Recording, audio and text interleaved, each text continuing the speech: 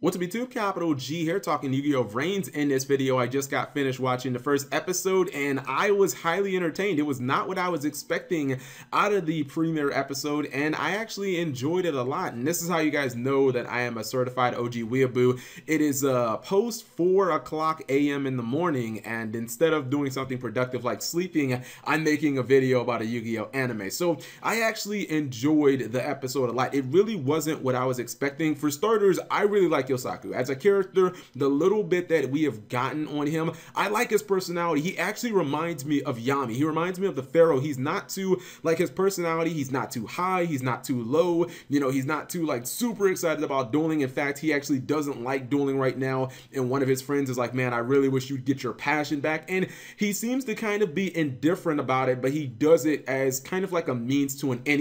He feels very Batman-y. Like, I don't think Batman likes going out there and beating the crap out of villains, but he knows that it makes the world a safer and better place, and it seems like Playmaker kind of does the same thing. Now, they touched a little bit on his motives and why he fights the Knights of Hanoi, who are obviously the villains of the show. It has something to do with, you know, how they stole his past, and they did something with one of his friend's brothers. But I just kind of like the way he's very mellow, and he was described very well, where he's kind of a character. He's a loner, and I don't know, maybe it's because I'm just an older person, but I just liked how he wasn't super high and super excited, and hey guys, let's do it, all that. He's just kind of like, yeah, okay, you know, I'm just over here chilling by myself, and I liked it. The second thing that I noticed pretty much from the jump, and as the episode went on, it became more and more apparent, the show in the animation is fucking gorgeous. This is actually very late in the episode, spoiler alert, but you see him right here, and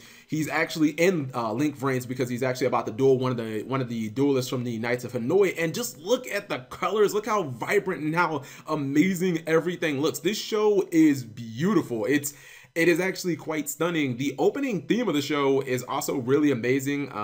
When Konami has kind of aired some of the promos for Vrains, I've heard a little bit of the opening, but it was actually quite impressive. And the plot was interesting because, you know, usually on Yu-Gi-Oh! Shows, at the beginning of the anime, you don't really know who the villains are, or maybe you have some type of idea, but it's very interesting in the way that Vrains sets up, where you kind of already know who the villains are in Vrains from episode 1. You don't know what their motives are. The Knights of Hanoi are trying to destroy the Link Vrains, and it's interesting because everybody in this Den City is basically searching after this AI program, and Playmaker gets it at the end of the episode, and the Knights of Hanoi won it, and obviously there's going to be a duel in the next episode. It appears. It's just interesting because it seems like the world that they live in, Den City, it seems kind of like a really shitty place from the beginning of the show. Like, there isn't this really big build up to the Knights of Hanoi attacking or anything like that. It seems like it's happening from the jump, which is actually pretty cool. It's not going to be this really drawn out thing, or who are the villains and, you know, how bad are they. It's like, man, these guys are already coming down. They're breaking into Den City and the VR place where they duel and whatnot. They're attacking everybody indiscriminately, you know, pretty much from the jump. We saw a little bit of some of the other side characters, like Aoi, Blue Angel, Go. I'm just trying to go to different points of the show. I downloaded it. Hopefully NAS doesn't copyright strike me, but they showed Go, they showed Aoi, and it's interesting because they're actually extremely popular duelists. They do these things called charisma duels in the Link Vrains, and they're like world-renowned players, so they're actually famous. Now, obviously Yosaku is too, but he's only famous in his you know, his Playmaker form. Okay, I guess I'm just not gonna be able to find it, but if you guys have not watched the Yu-Gi-Oh! Anime, actually, there we go. You see Go right here, you see Aoi. They're actually famous people. Like, all of this huge crowd, they showed up just to watch them play. It was not really what I was expecting. It does kind of have obviously a little bit of like a Digimon feel, a Matrix feel, where everything is about like technology and stuff. And I kind of like that. It didn't feel like a prototypical Yu-Gi-Oh! Show. Like, I don't know. I didn't get the feeling that, you know, the villains are after like some ancient card or something like that. Like, I think the motives of the Knights of Hanoi might be a little deeper, and that's why I'm getting a very good vibe and a very good feeling from this show. Now, I could be completely wrong, but I don't know. I'm very intrigued. I thought that the first episode was just going to be a starter episode, and they were just going to, you know, kind of shoehorn in a duel, and Yosaku was just going to introduce the link mechanic and how everything worked, but that wasn't it at all. In fact, one of the other characters in the beginning of the episode starts kind of talking to him about duel monsters, and Yosaku he's so disinterested. Let me see if I can actually get to the point. They show another character who's talking to him, and he has all, there we go, right here.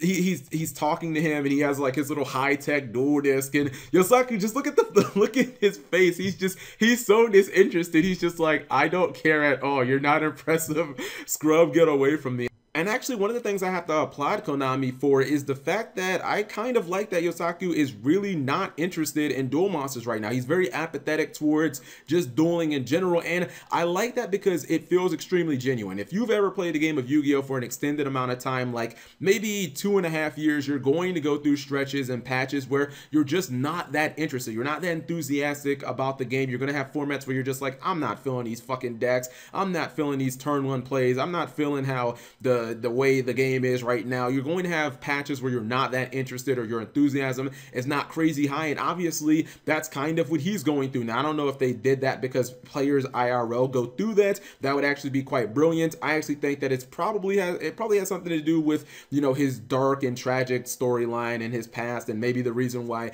he despises the Knights of Hanoi and why he fights them. That might be the reason why he doesn't enjoy dueling right now, but I still think it was kind of brilliant, and I actually like that there was not a duel in the first episode. It's like the show wasn't trying too hard to squeeze all of this shit into a small span, because actually at the beginning parts of the episode I was kind of like, okay, where exactly is this going? But as the show progressed, it got more interesting by like the minutes. And you know, Arc V, one of the things about like the first couple of episodes is it felt like it kind of forced duels down our throat. I believe it was the first episode. It kind of felt like that duel between Yuya and the fucking bronze strawman guy, it seemed like the entire purpose of that duel was just to show the Arc V audience the pendulum summon and nothing else. I mean, there was kind of this bogus storyline that really wasn't believable of, oh, this dude dueled your father, and you know, your father ran away, but it felt kind of silly. It's like, this guy is a professional level player, one of the best in the entire city,